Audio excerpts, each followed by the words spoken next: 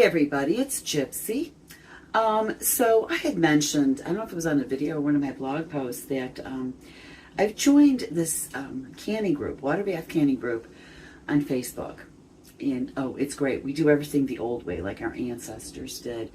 And this one woman, so just ignore the it's joking.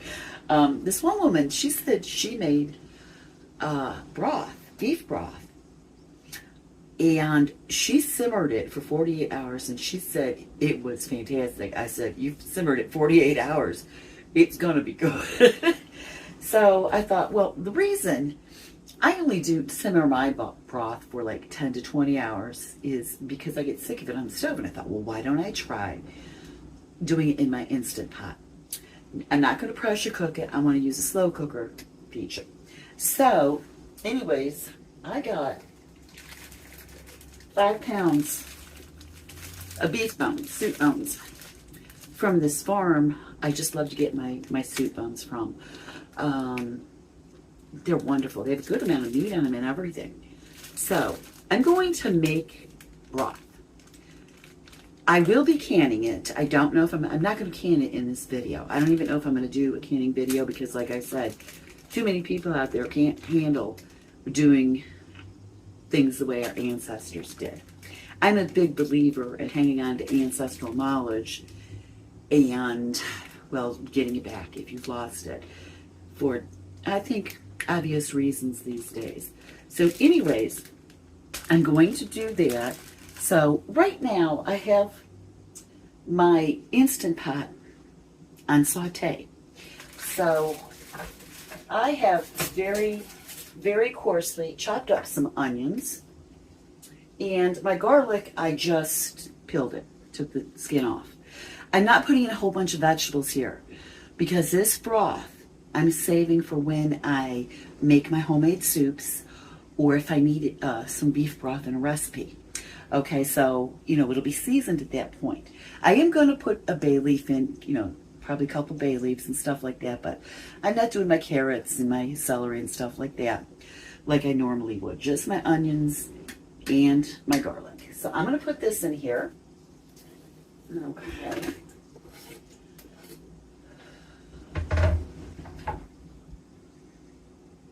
And I'm going to saute this up. I need a spoon.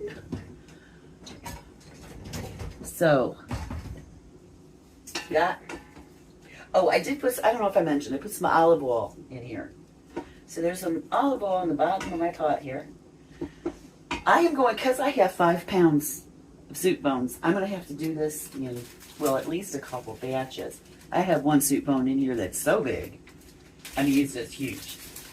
So I'm going to take my soup bones, and I'm going to just put them in here. Now, I don't know how long it's going to take to saute in here. I have it on low, I think, or medium. I'm going to turn it up to high on my saute setting because it just doesn't seem to be getting there yet. I think I'm going to save my large soup bone for the second batch. Excuse my back. At least you get to see I love biscuits and gravy. Let's see. Yeah, look at this thing. It is gigantic. They have the best soup bone. So I'm going to use these 3. I'm going to leave my 2 larger ones for the next batch. So I think I'm going to I'm going to have to put it on cancel, saute, do it again. There we go. Okay, so I'm going to leave that saute. I want to brown both sides of my bones. Okay, so be right back. Okay, so I sauteed my onions and garlic and my soup bones. I didn't cook them all the way through, just lightly sauteed them on the outside. I have now filled my Instant Pot with water. I am going to put this on slow cook on less. I'm going to cook this very slow and for a long time. I'm not sure at what point I'm going to remove the bones and then take off the meat and then put them back in to finish slow cooking. I'm not sure at what time. So, stay tuned. I'll get back to you. Well, I don't know. I'm going to try to cook it for 48 hours like this woman I know did. Might be a couple days.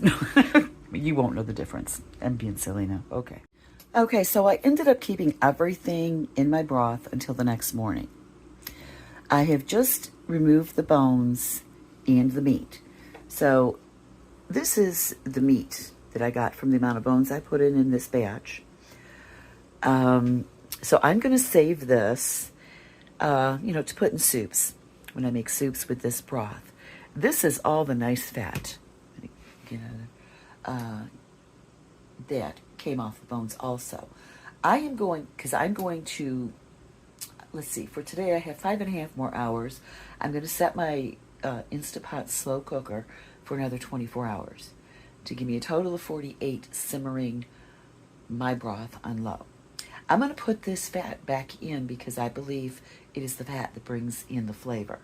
And then I will remove it when I'm done cooking my broth and let it cool down. I will remove all the fat and I will strain it.